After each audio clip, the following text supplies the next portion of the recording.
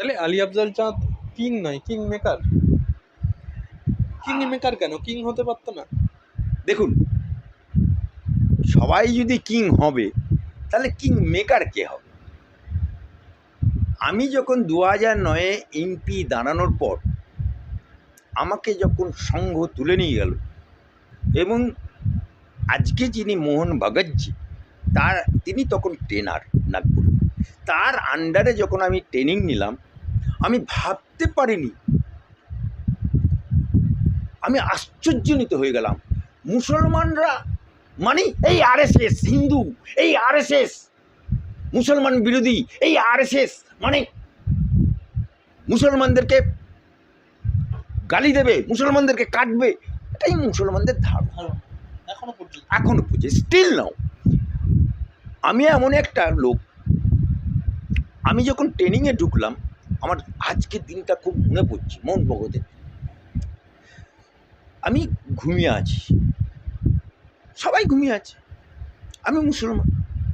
ভোরের বেলায় নাগপুরের যে অফিস তার অনিতে দূরে একটি মসজিদ। একটা প্রশ্ন করবো, একমাত্র আপনি ছিলেন ওখানে যে কিনা হিন্দু ছাড়া অন্য ধর্মের বা মুসলিম ধর্ম? একমাত্র আমিই ছিলাম মুসলমান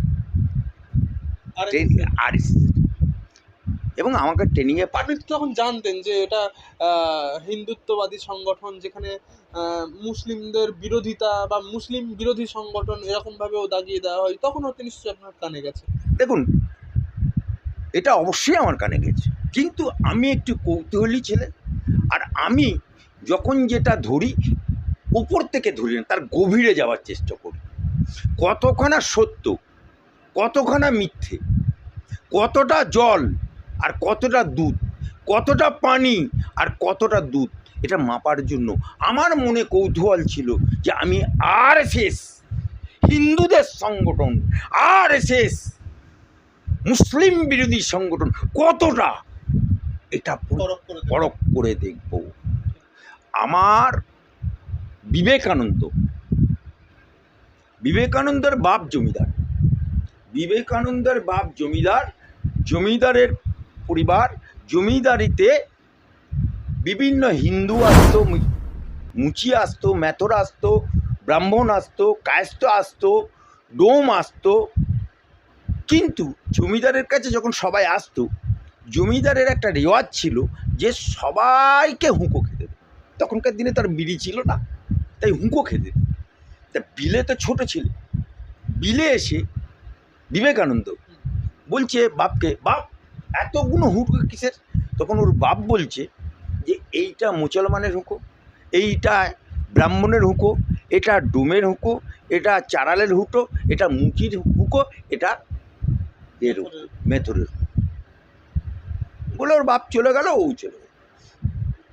এবারে তার পরের দিনে বিলে কি করছে, প্রথমে ওই হুঁকোগুলো যখন আগুন দিয়ে থাকে সবসময়, প্রথমেই মুসলমানেরটা ফুরু ফুরু করে টানছে। ওর বাপ বলছে কি করছিস, কি করছিস মুসলমানের? বলে বাবা, জাত কেমন করে যায় সেটা পরখ করছি, তাই জাত জাত করিস নে বাবা, জাতের নামে বজ্জাতি। এটা হচ্ছে বিবেকানন্দ। তারপর আব্দুল্লাহ, আপনি ওখানে গেলেন, আমি সেই দিনটা কেমন ছিল? সেই যেদিনকে গেলাম, বাড়ি ঘর তো ছেড়েই গেছি। 2000 মেনে নিয়েছিল বাড়িতে অত কি প্রতিক্রিয়া ছিল আরএসএস যাওয়া নিয়ে? বাড়িতে প্রথমে আমি আরএসএস এর ট্রেনিংয়ে যাচ্ছি বলি, পরে বলি। এবারে পড়ার পরে অনতি দূরে মসজিদ আছে, আজান হচ্ছে।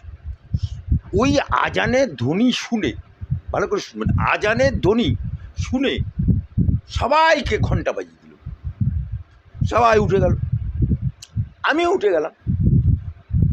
সবাই পূজা আচ্চার দিকে যাচ্ছে ফ্রেশ হয়ে, আমিও ফ্রেশ হলাম। ফ্রেশ হয়ে সবাই যাচ্ছে পুজোতে, আমি দাঁড়িয়ে আছি।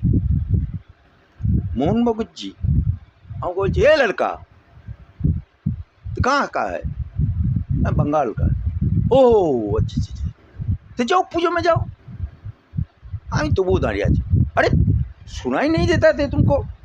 पूजा में जाओ, सब क्या है, आप क्या करा है? তখন আমি ওনাকে বললাম मैं मुसलमान, मैं पूजा करने नहीं जाऊँगा। তখন মোহন ভগবতের কি প্রতিক্রিয়া?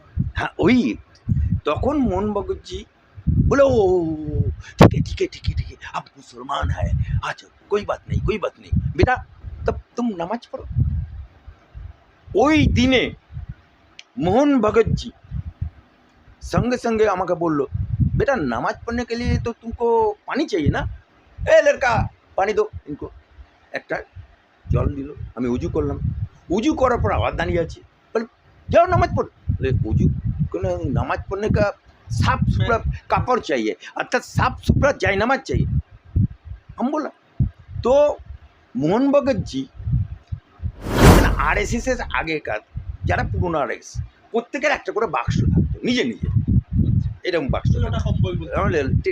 টিনের বাক্স তা মোহন ভগতজি তার টিনের বাক্স থেকে ঘরে ঢুকে তার টিনের বাক্স থেকে একদম নতুন ধুতি একদম ব্যবহার করা হয় না একদম নতুন সেই ধুতি মানে মার কাটেনি তখন।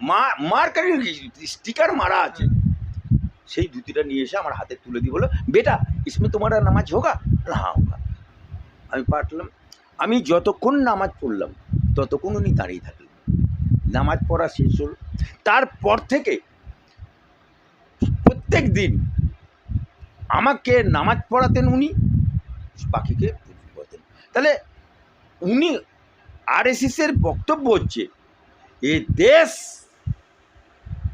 मुसलमान का है ये देश सनातनी का है जो ये देश के माता बोलता है ये माटी को चुंबन करता है ये देश भक्ति जगाता है सबका दे कोई भारतीय मुसलमान एक यहाँ का किराएदार नहीं है यहाँ का बासिंदा है तो जो मुसलमान अगर RSS करेगा तो देश जाएगा अंदर से RSS करेगा तो समाज सेवा जाएगा RSS करेगा तो किंग मेकर कैसे करना वो सीखेगा राजा कोई बनने देगा देखिए आपको एक एग्जाम्पल देता है अभी मोहन भगत सर्व भारतीय संघ परिवार का एकदम टॉप लेकिन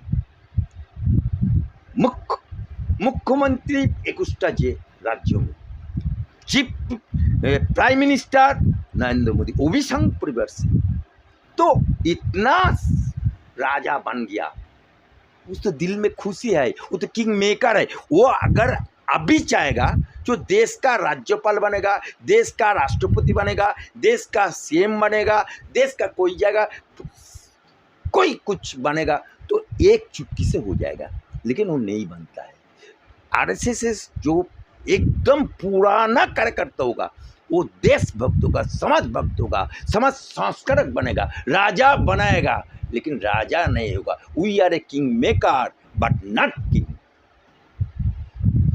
অর্থাৎ আলী আফজল চাঁদ তার জীবনে প্রথম যখন RSS এ যোগদান এবং RSS এর যে মূল অর্থ কী এবং RSS এর সম্পর্কে যে মুসলিম সম্প্রদায়ের মধ্যে একটা ভ্রান্ত ধারণা রয়েছে সেটাই দূর করার চেষ্টা করলেন এবং সেখানে যোগ দেওয়ার সময়ের একটা অভিজ্ঞতা তিনি তুলে ধরলেন। এরপর চলে আসছে ভিন্ন একটা বিষয়।